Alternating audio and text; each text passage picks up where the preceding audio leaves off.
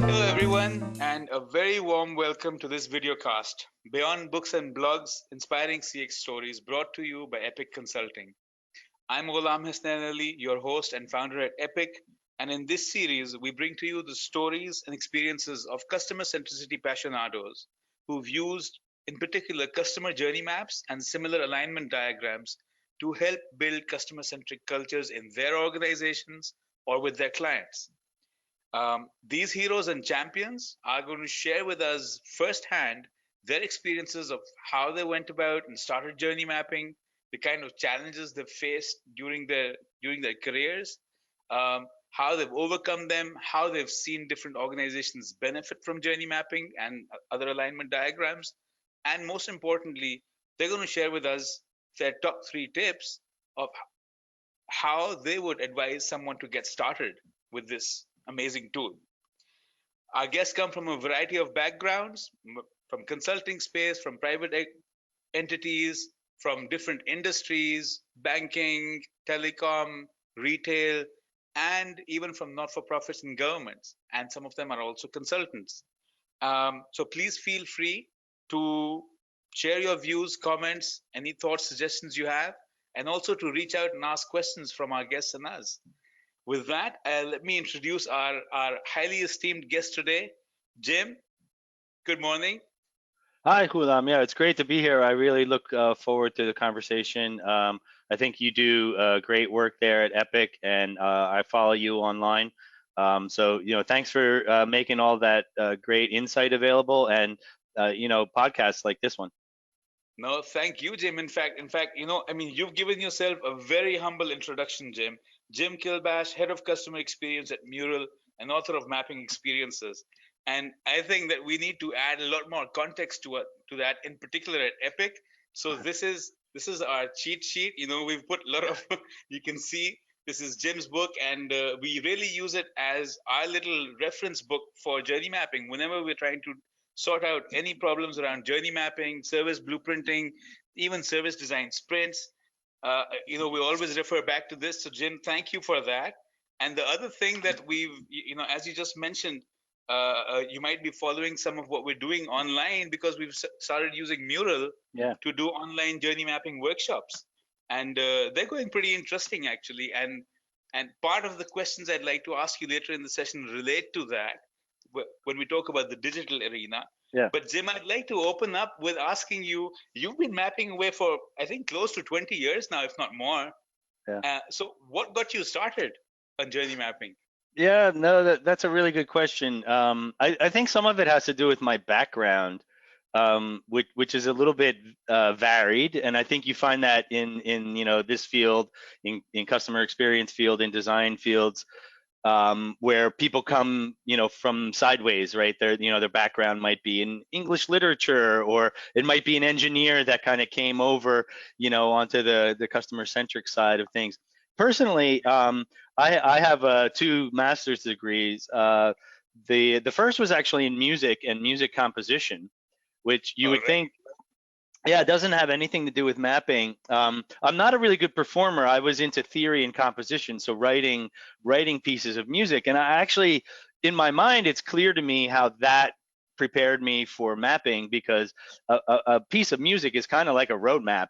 Yeah. As a composer, I would start with a blank piece of paper and have to structure and organize, in this Mm, case, musical language in a way that then created a whole, a piece, right? mm, And then my second degree was in information science as well too. And information science is very abstract. You're talking about things like categories and taxonomies and classifications, which has a physical representation, but is often dealing with abstract problems and trying to put structure around an abstract problem. How do we organize information?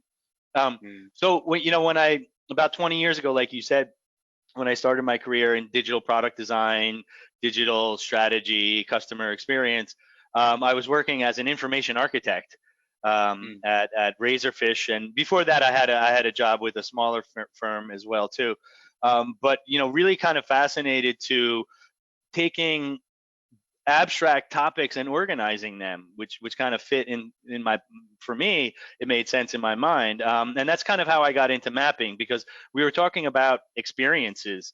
And when I was working at Razorfish in 2000, they were just kind of inventing and defining what the word experience meant in a commercial context, right?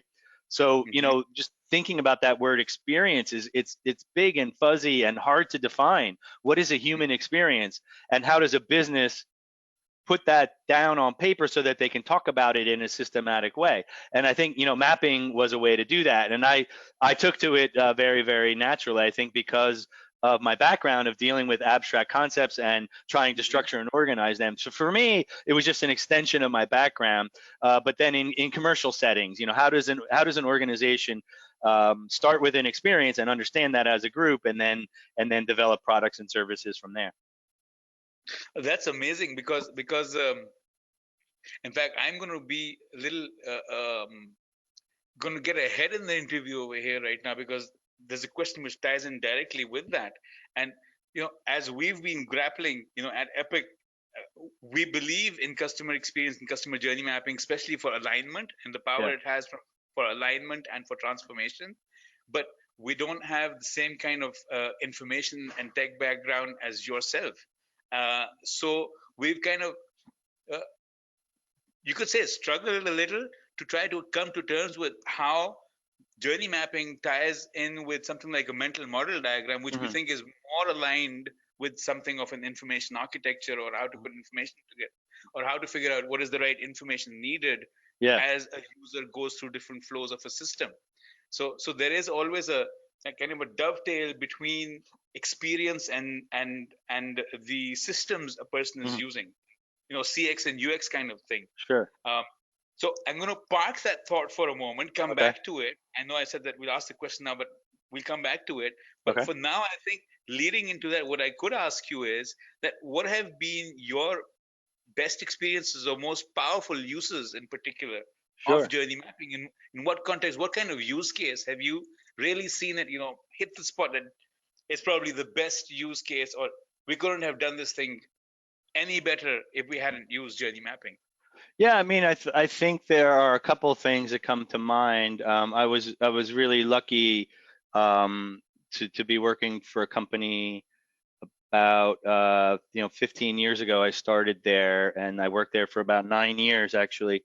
And there were lots of opportunities to do some mapping projects, and that's really where I kind of got started. I had a runway to do that. I had some resources to do that, and we really had the need to do that as well too. There's two efforts that come to mind.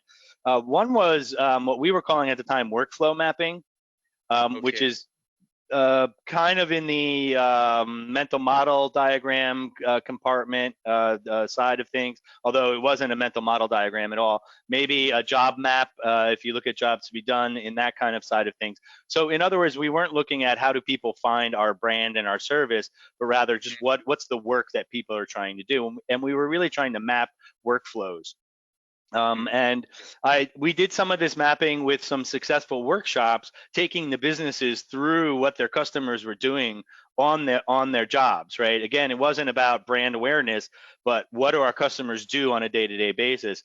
And we had some successful exercises that then got rolled out across the company and to other business units around the world. This was a multinational company, and I was working in Europe at the time. So we did in France and in the UK and in Germany and the Netherlands and even South Africa. We did these mapping projects that consisted of research and Mm-hmm. then creating a flow diagram of some kind.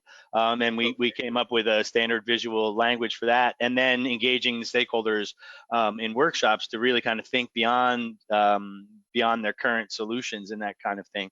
So that was a very large scale effort that was across multiple years that I became known as internally as someone who could do this type of work. And I was working with colleagues, and we were really kind of inventing this type of work together. Mm-hmm. But also, and that was kind of grand. Like we were trying to look at what do people do in their work, and how can that help us innovate as a company. But I also did some of the other more successful projects that I did were actually smaller in scope, And I think Mm-hmm. sometimes, when we talk about experience and innovation and these big words, we kind of have these motions of grandeur that we want to save the company by reinventing everything that the company does. But you don't have to map the whole world to do that. That you can make a difference in a kind of a small and focused way. And in particular, there was a customer journey mapping effort that I worked on, that just was really good timing and a really good group of stakeholders. And we solved a lot of problems with that journey mapping exercise that we did. We had done a lot of research up front, created a set of diagrams, and then workshopped them. And then afterwards, this business unit actually used the diagram to track progress of the efforts that we came up with. So they had an Okay. overlay on top of the diagrams, and they said, "Oh, to fix this problem, we have to do this project." And they were actually using it as a kind of a project management tool later on. So I think Great. that the key there is, how do you make it alive, and how do you keep the mapping effort going? Because you can do research and create a diagram, but that's only half of the effort. The other half Yeah. of the effort is how do you engage stakeholders, and then how do you keep it going? How do you keep the momentum going? So the most successful projects, regardless of whether it's big or small, for me, Mm. are the ones where there was momentum and activity that was ongoing, that came out of the mapping, right? Yeah. Okay. Okay. So okay, let me. So this is great because it's going to just help us flow into the next question. But before that, I just wanted to stop a bit and then move forward. In asking about these two scenarios that you've talked Yeah, about, one of them was more for kind of product development, right? What are your customers doing? What kind of jobs? What yeah, work are they doing? So it was yeah, more of looking at what kind of a typical workflow does your customer have, right. company, or business. Your customer, what kind of workflow does Yeah, he or she have during a typical day? yeah. So could you could you call it like a typical day in the experience in the life of a user of a particular product? Was it a Y- digital product or was it a analog product, by the way? I mean, we created it digitally, but it was printed out. This was, 15 years ago. So, oh, No, I our mean, sorry. product, you mean? Yeah, our Yeah. product was a digital product. Yeah. So Was I was working for an online publisher and a database provider of information, in particular for legal professionals. So we were looking okay. at how do legal professionals do research online. So it was an online product. Yeah. Okay. Okay. All right. And then the other bit that the second use case that you Yeah. mentioned. So this was then more of a jobs to be done or mental model, or was it still in the form of a flow of activities a person would do during the day? It was a flow of activities that a person would do during the day, but we weren't looking at a day. We were looking at completing a task, and in some Right. cases, Okay. in some cases that was, solving a case for a client. So it actually could have been months or even a year to complete that Hmm. workflow. We did, as part of that, we did do some typical day Hmm. exercises. So how does that break down into a day? And actually, because it's funny, because if you've ever done that type of research, typical day research, and you ask somebody what a typical day is, 9 times out of 10 they're going to say, I don't have typical days. But then they're able to describe what they did yesterday. So that's my workaround to that type of research. You say, okay, you Yeah. don't have a typical day. What did you do yesterday? All But right. what we did is typical week. So Hmm. people are able to talk about kind of a typical week easier than a typical day, I think. Hmm. So we Hmm. actually, as part of supplemental to the main diagramming that we did, we also had Hmm. some personas, and then we had a typical week diagram as well too.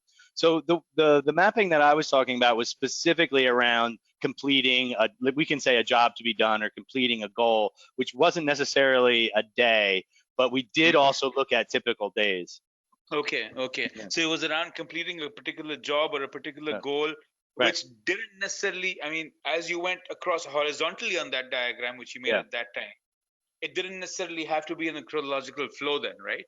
No, it was in a chronological flow, and I think Okay. that was a different. We tried to put it in a chronological flow, and that was a difference between a mental model diagram. If you know mental model diagrams, Yeah, that's more of a hierarchical organization. yeah. Typically, when you go left to right on a Mm-hmm. mental model diagram, you do have an implied chronology, but chronology isn't the basis of organization of a Yes. mental model diagram. The Okay. diagrams that we're creating were workflow diagrams. So All we were right. specifically trying to look at workflow. but it wasn't focused on our product or our brand or our service or our price point or how they renew or whatever the, the typical journey mapping. We Yeah. weren't looking at our brand, we were looking at our customers' work. So it was actually a fantastic diagram, whatever you would call it. You would call it a user flow diagram in the digital work, in Yeah. the digital world then. Well, And yeah, a exactly. detailed Yeah. one, of course. Yeah, we Okay, call them and the workflow second one, diagrams. sorry, We call them workflow diagrams. workflow diagrams. Okay, and in the second example you gave, was that more of conventional? Uh, mhm. Start again. Sorry. Not at all. In the second example, second use case that you gave, was that more of than the conventional journey map? Yes. The conventional. That was a Okay. journey map, and it began with how did they discover our brand? What is the selection process, and why do they decide Hmm. to purchase us? But then, why do they stay loyal? And for me, those are the three telltale signs of a customer journey map over something like a mental model diagram or a workflow diagram, is that they have Hmm. those three elements. That a customer journey map typically has an awareness or a discovery point, Hmm. and then there's a decision that has to be made to Hmm. purchase, and then why do people stay loyal? So Right. those three components for me, if you see that in there, you might use different labels, but you'll see something like become aware or discover, Yeah. decide or purchase or something like that, and then after that, usage and ongoing or renewal. If you see those three components, you're probably dealing with a customer journey map, rather than a mental model diagram or a workflow diagram or a job map. Cool. And Yeah. and you mentioned that they actually solved a lot of problems from Yeah. that. So when you say that, do you actually mean that what are the types of examples of problems? Can you give Yeah, some examples? no, it's a good question, and there's one that sticks out from that Mm, project in particular that I often use. So I'm glad you asked that. And it was a silo problem, a typical silo problem. One thing that we discovered, and I think we did nearly 20 interviews to get to mm, that map, so quite a large qualitative sample size. And we found that people were overall dissatisfied with our billing process, that we had a reputation for sending inaccurate bills, right? So every okay. month or whatever period it was, we would send you, it was a subscription like service. We would send a bill and it was wrong in some way or another, right?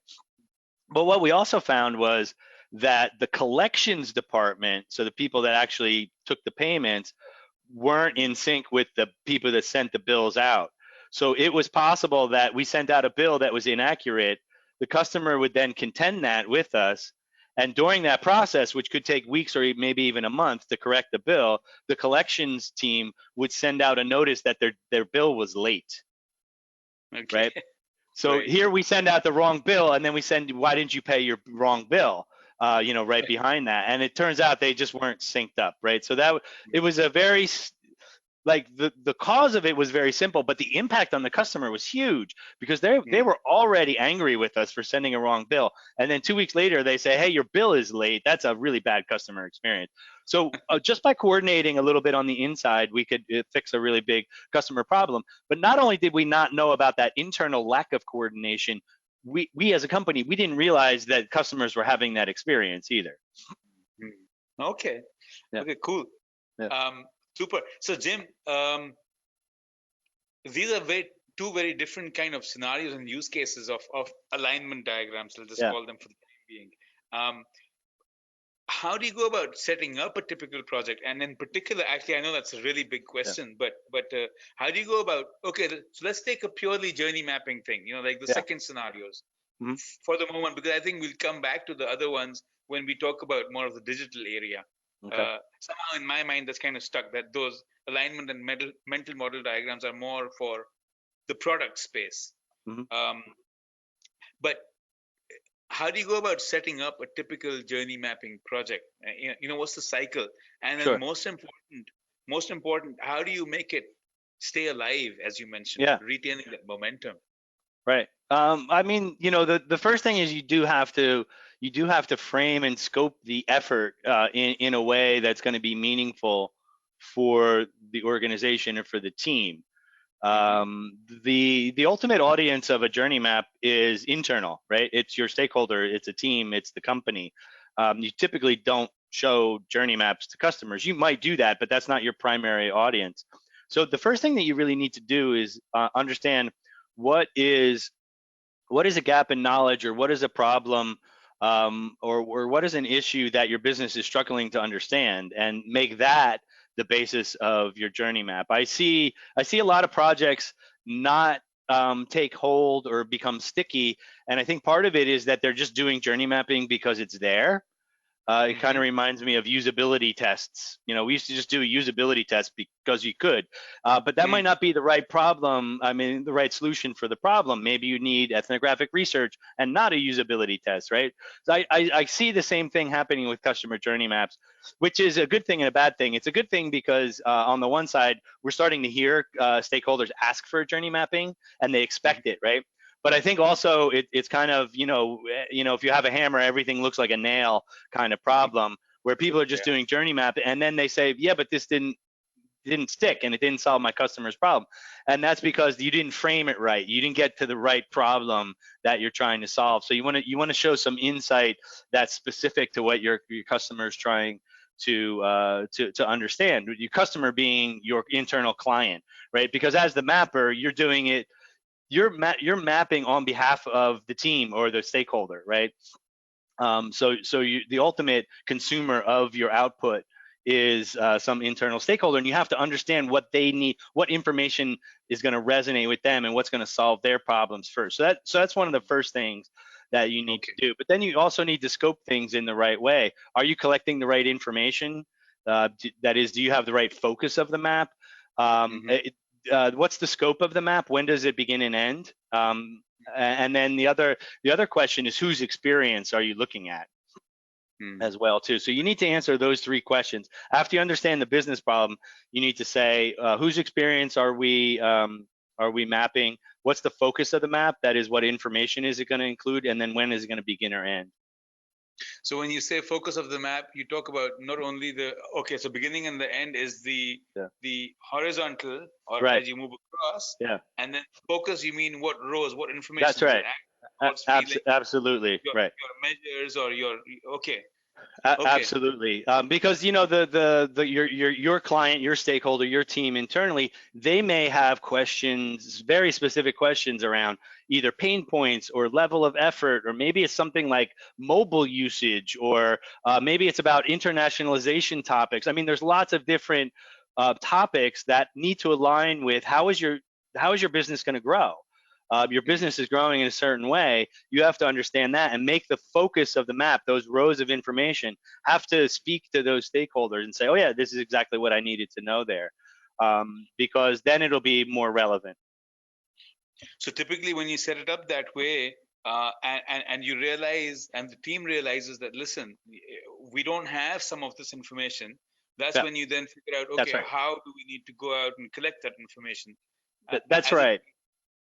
we can start off with a hypothetical map, but we That's right. realize looking at it that we need this information, these rows, and at these particular stages or touch points or points of the customer's journey, Yeah. and then you set up your customer research or voice research or internal operational research accordingly. That's absolutely right. I usually start with some stakeholder interviews to understand what that problem is, and as part of that, you can actually sit down and sketch together. Say, what's Mm, the current customer journey, and I call that a hypothesis map or an assumption map. It's just based on internal knowledge, and it might be actually 80% complete or 80% correct, because mm, presumably, your company, your business, your stakeholders, they know their customer base and they know the market already, and I think you want to leverage that as much as possible. But then when you do go into the field and do some investigation, you need to do two things. One is complete the rest of that knowledge. Maybe it's mm. 20%. And by the way, that 20%, that's where all the innovation is, right? Right, So, because that's something you don't know even as though well. it's exactly, even though it's 80-20, it's a very, very important 20%, because you're going to Mm, find things like I just told in that story, that billing yeah, and collections aren't aligned, right? That's the right. 20%. The other thing you want to do is validate. You want to validate the 80%, what you think you know as well too. Okay, perfect, great. And then I think maybe the secret is in how you started the project, but then how do you keep the momentum going? As you said, that's probably the key thing in journey mapping, is to keep it alive Uh, and yeah, get continual benefit from it.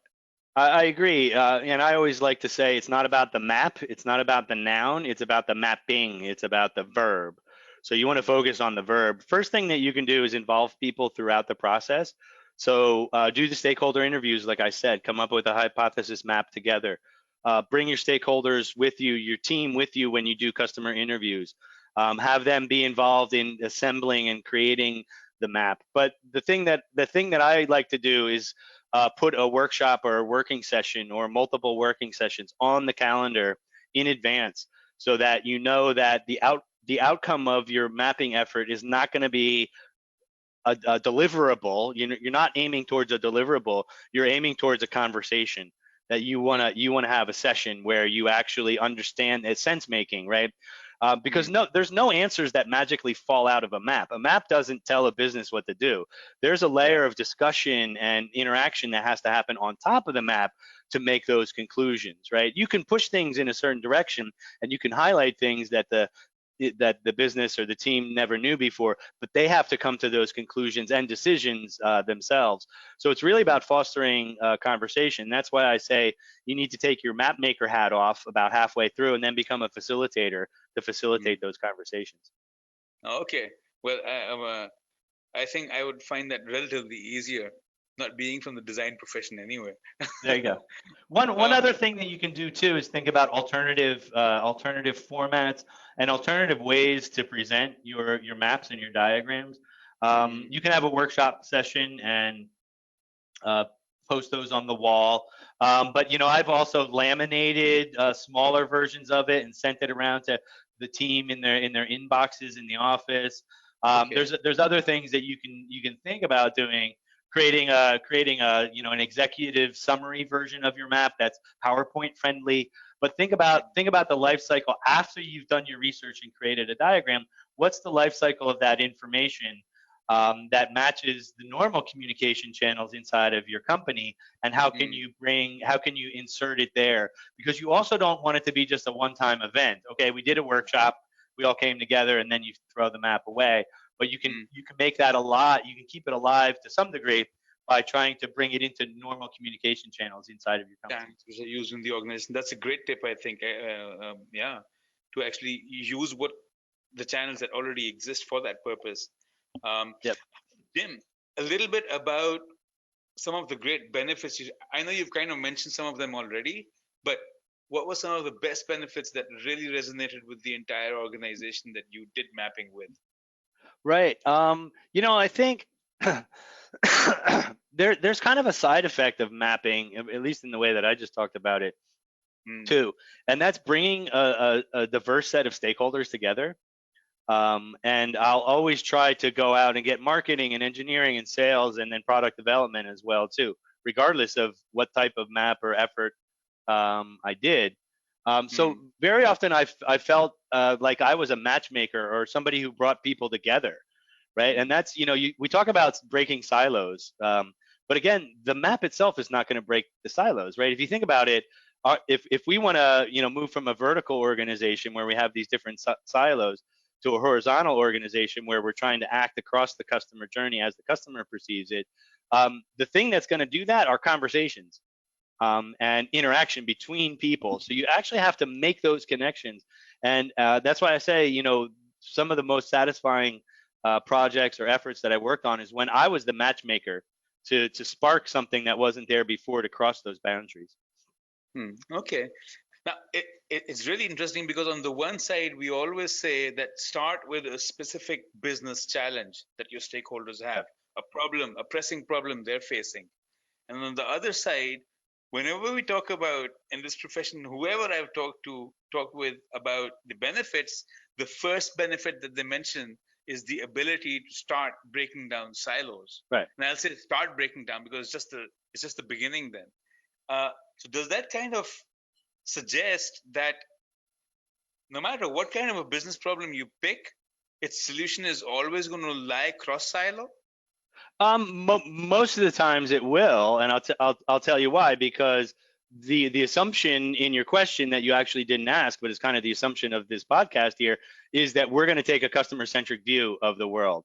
So as soon as you take a business problem and say, I'm going to look at that from the customer perspective, the customer is going to perceive it in a way that almost always crosses silos, right? Because they're going to be looking at all the touch points, or they're not looking at, they perceive the touch points in an order that the company isn't organized to deliver. Mm-hmm. So you almost always, once you take a business problem, no matter how big or small, and flip it to the customer perspective, that's when you then start crossing departments. Almost always. I don't know if I would say always, but almost always, right?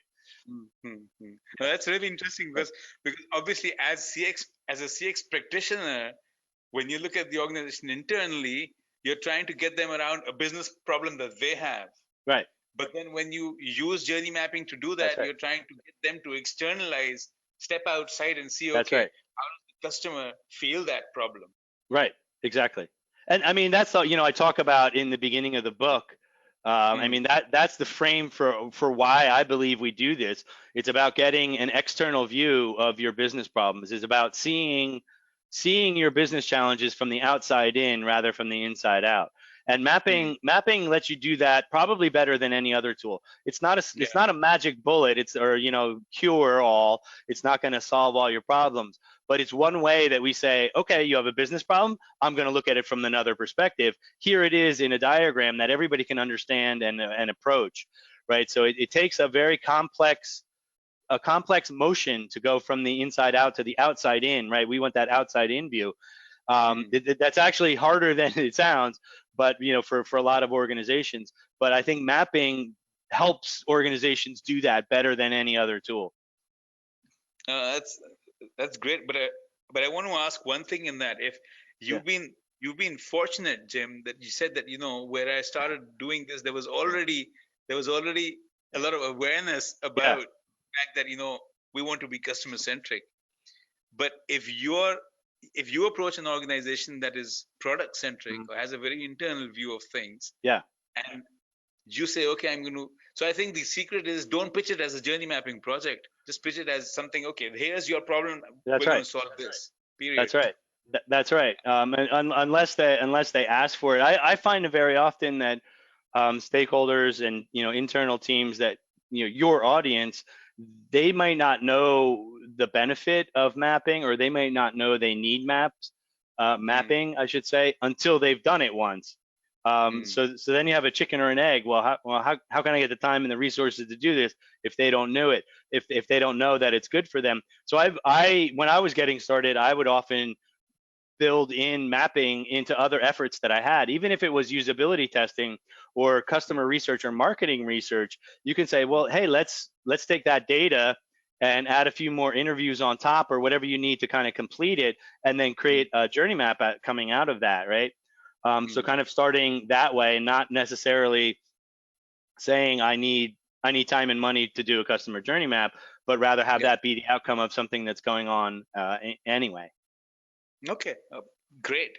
Um, Jim. So now I wanted to ask little specifics around the interaction between CX and UX, Hmm. and I think those two projects that you described kind of Hmm. perfectly fit into that To context some because degree, they do. Yeah, the I think second you're you right. spoke Yeah. more about CX, Yes. the Yeah. awareness, discovery to consideration, and Yeah. finally Right. advocacy Yeah. making in between. And then the first use case that you talked about was more of classical UX. Yes. Yeah. Um, and the challenge that we see often is that a lot of times there's a lot of hype about digital transformation Yeah. nowadays. And people when they talk about digital transformation, they just kind of in their mind they're kind of stuck in just the digital world, Yeah. right? And they stop seeing things from an end-to-end journey perspective the moment they start diving deeper into digital, because it Okay. becomes more UX. So I think there are two or three questions in here. The first one probably is that when an organization is going out on a digital transformation journey, Yeah. do you think it's critical for them to first look at the end-to-end CX classical journeys before they go into UX kind of dives? I think both views of the world are interesting. And kind of before I answer your question, I also want to point out that I don't see one as bigger or smaller than the other. Sometimes you'll see models of a big CX bubble and then UX is smaller inside of Yeah, it. I think yeah. that's completely inaccurate. Mm, I see them more as two different perspectives that kind of cross, but each is as rich and deep as the other. It's just two different views of the world, right? So okay. I don't see UX as being a part of CX at all. And in fact, a lot of the mapping that I did, as you just pointed out, was as complex, if not more complex, to understand users' work. So when we're talking about UX, we're not just talking about how does the person use my product, what do they do on my screen or with my physical product. You're talking about Hmm. how do they use that in context of their entire workflow, and that's endless, and that goes on and touches other products and teams. So that view of the world is just as rich and just as big, and it's not subservient or smaller than it is for CX. But Hmm. I think organizations need both views of the world of that world. They need to see how do people interact with me, and then what are people doing, right? Hmm. But I don't know if it's a first, or I don't know which one comes first, or I don't know if that Okay. matters actually. So the answer to your question is I don't think it matters which one comes first. I think you just need to get both views of the world, but you also need to remember that they are two different views of the world. Looking at Hmm. how people interact with my brand is different than looking at what do they do, what's the work that they're doing, what's their job to be done. Uh, Hmm. Again, both views super valuable. I don't know if one comes before the other, but Hmm. they're both very rich and complex, and both deserve mapping. We just recently made a diagram of this interrelationship and Oh, kind of nice. tried to spread it across the life cycle. So we're going to share that in LinkedIn, and hopefully Okay. we'll get your view on that. Okay. And because we might have we still haven't formed a concrete view, but we're trying to come to Okay. terms with all of this. So it'll be really great to get your view on that, Jim, when we get Okay. that on. Okay. And be as harsh as you want. We'd love it. Be sure to tag me when you post that. We'll do that. Okay. Absolutely.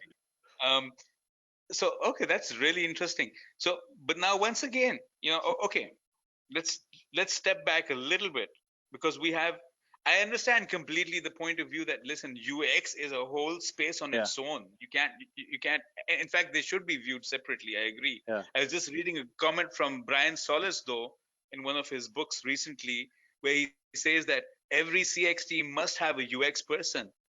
um, and the flip could also be true. The flip side could also be true. So I Yeah. wanted to ask you a question about the flip side, that Yeah. if you are doing, okay, let's forget about product for a moment, right? So there are two kind of broad spaces a UX person could be working on. He Hmm. could be working on a product which the Hmm. company is selling to its customers, or he could be working on a channel, a digital Hmm. channel that the company has. For Yeah. example, Philips would have its website, right, Right. Sure. where it's just telling the world about Yeah. Philips and its services and products. Even Amazon, for that matter, is, Hmm.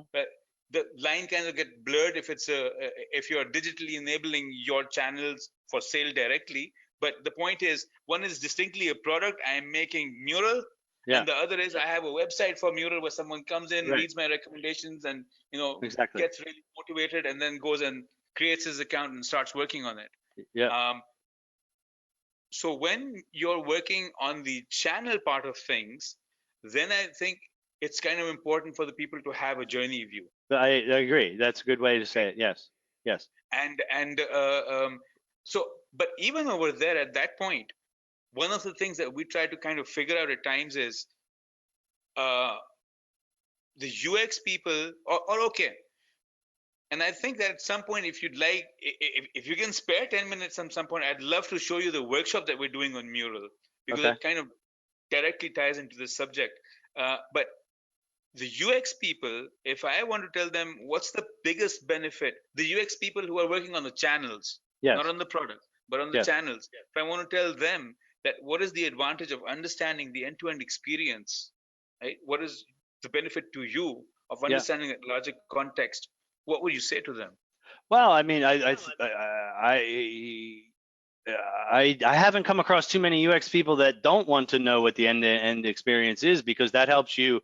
If you're just designing a screen, you want to know, well, what happens before and after that, and what happens before and after that, and why did mm, somebody even come to this point in time.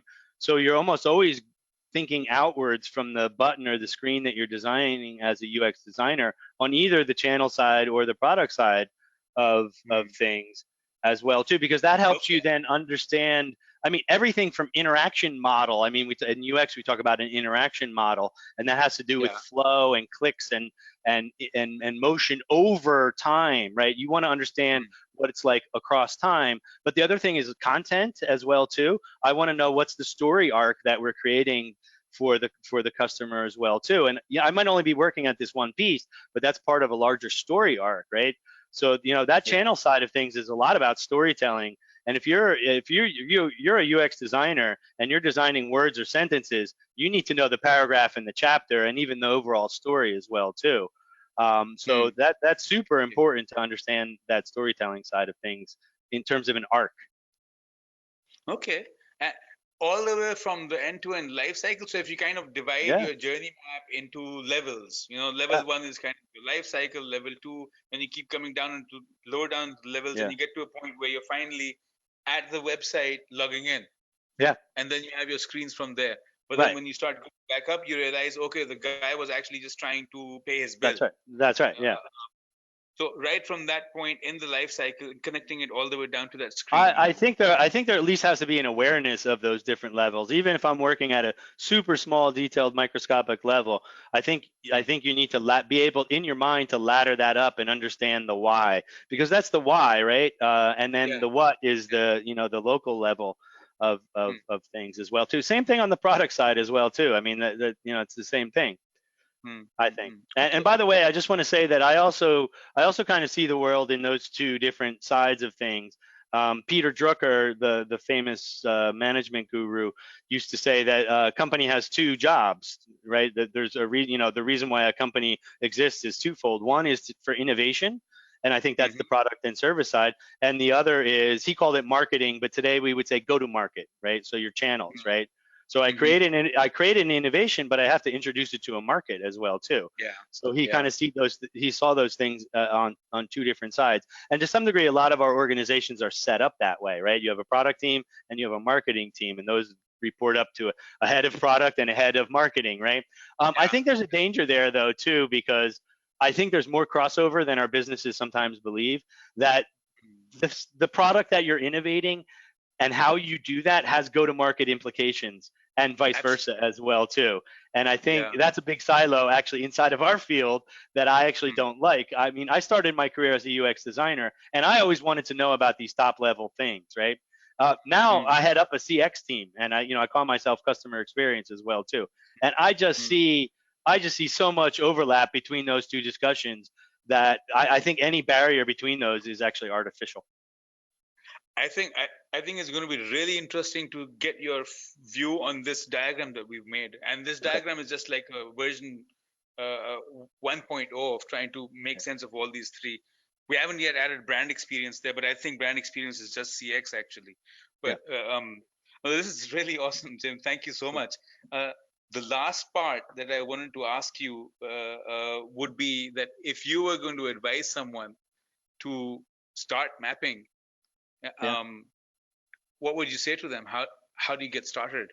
Yeah. And you can kind of think it broadly in these two areas. Yeah. There's one mapping for the mental model jobs to be done kind of thing, Yeah. and the other one is the end to end, whichever one Yeah. you. Yeah, I actually think it's a little bit easier to get started with the customer journey mapping with the channels or the go-to-market side of things, Mm, for a couple of reasons. One, the term customer journey map has been so ingrained in business now that, like I said earlier, stakeholders are asking for it. The other thing too is that view is often a view of the organization back to itself. So it's how do people become aware of us? Why do people buy us? Why do mm, they stay loyal with us? So there's a natural, when other people see it, there's a natural attraction to it because it shows them it's like holding up a mirror almost, right? I mm, think things get a true. little bit more abstract when you're saying, well, what do people do? What do they do in their jobs? What do they do in their work? It's Yeah. more abstract. It's a more abstract starting point. Although I think that's actually even more valuable. It's Yes. harder to get started there. So if you want to get started, I would say customer journey map type of effort. You have to determine how high you go with that. It might not be end to end. Maybe it's just with your product or a portion of your product, but just get started there. I think the other thing is, like I said earlier, bake it into some other activities that you're already doing. Maybe you're doing some research and you have data and you were going to create a report on it. Well, think about, can you take that data and draw a map out of it, right? So attach it to efforts that are already ongoing. The third thing I would do is try to find a champion or a stakeholder who is going to champion your cause, right? So, and that when I got started early on, I had someone who just believed, just almost leap of faith, believed in the perspective that I wanted to bring to the company, and he was fairly high level, and he just basically made everybody do that, right? So having a high level champion or stakeholder, see how high you can get up in the organization, but having that champion can open up a lot of doors as well too. I think that really resonates. Last point, all three do, but the last point especially, because you also get that self-reaffirmation that you're not crazy. That's right. Right. Yeah.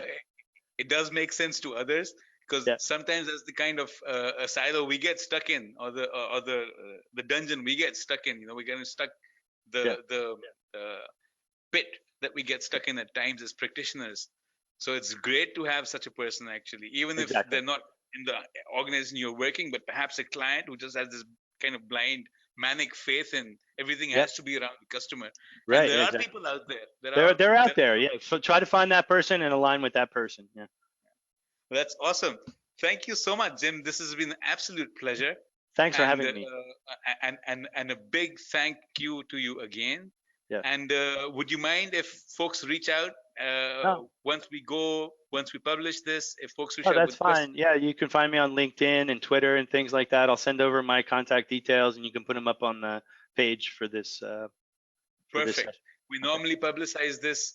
We market it on LinkedIn and Facebook, and we end up publicizing it on YouTube. So if someone wants to go and see the full video, they'll land eventually at our YouTube channel. Perfect. So thanks again, Jim. You have a great day. Thanks, Hula. You spent the beginning of your week with us, for which we'll always be grateful. And if there are follow-up chats, we'll be in touch with you again. I look forward to keeping the conversation going. Thanks for having me. Thanks a lot. Take care. Bye. Bye.